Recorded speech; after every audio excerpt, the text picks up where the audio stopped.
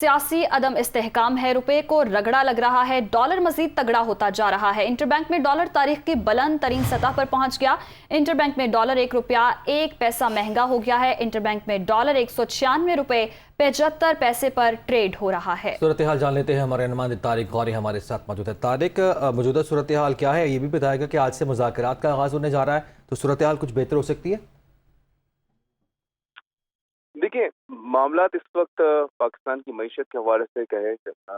बात करें तो काफ़ी गंभीर हो चुके हैं और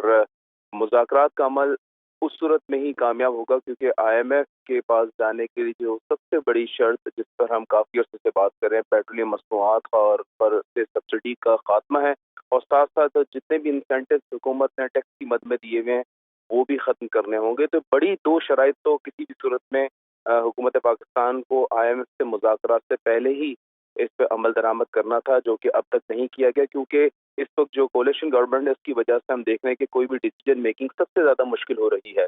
तो यही वजूहात है जिस बिना पर कई माहिर माशियात और तज्ज़ियाकार भी ये कह रहे हैं कि IMF के साथ मुज़ाकरात बहुत ही मुश्किल होंगे, जिसका इम्पैक्ट हमें नज़र आ रहा है। और IMF के साथ मुज़ाकरात की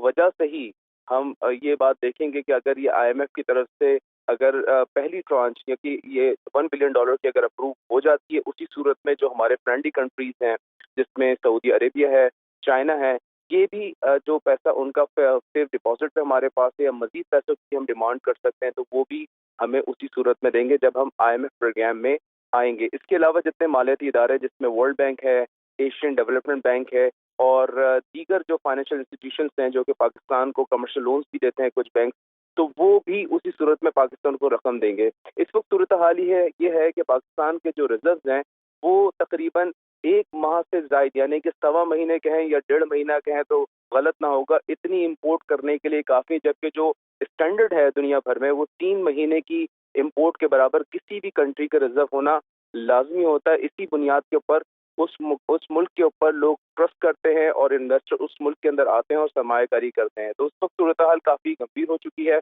और इसी वजह से हम देख रहे हैं कि हमारे रिजर्व के कर्ज और सूद की अदायगियां भी जो शेड्यूल है वो भी आपको करनी है, तो वो उसका भी तेजी से वो रिजर्व जो है गिर रहे हैं और इसका प्रेशर हमें नजर आ रहा है रुपए की कदर बिल्कुल ठीक के है, ऊपर। इसीलिए रुपए की कदर भी गिर रही है। शुक्रिया आपका तारिक।